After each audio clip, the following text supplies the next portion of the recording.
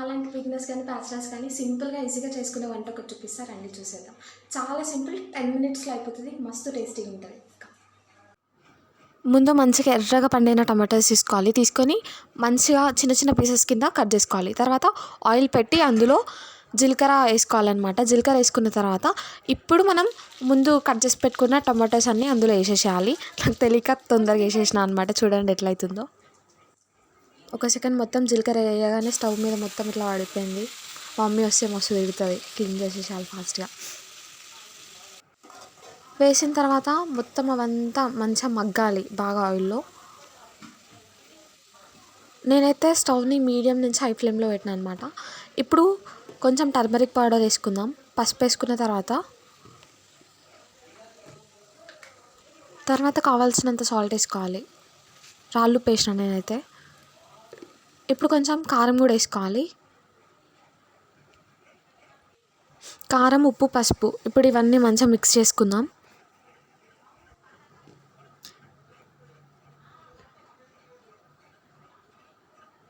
అంతా మళ్ళీ ఎక్కడక్కడ పెట్టేసిన తర్వాత మంచిగా మిక్స్ చేసుకుందాం. ఒక 5 to 7 minutes మంచిగా మగ్గాలి ఆయిల్లో మొత్తం అవన్నీ.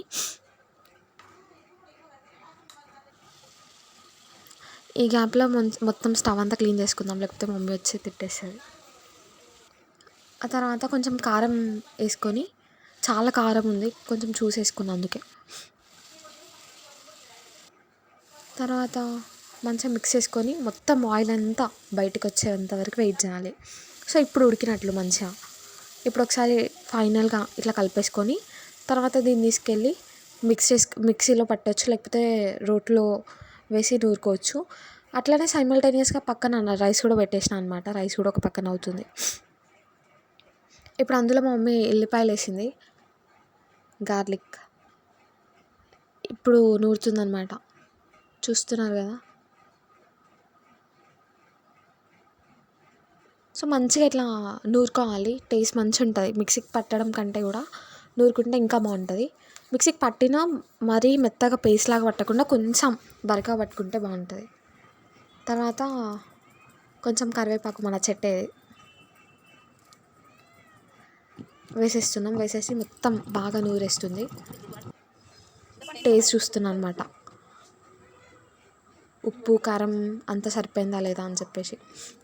అంత సరిపోయింది. నాకు కొంచెం ఉప్పు తక్కువైందని చెప్పిన, మా మమ్మీ సరిపోయింది ఇంకొద్దు బీపీ వస్తుంది అని చెప్పింది.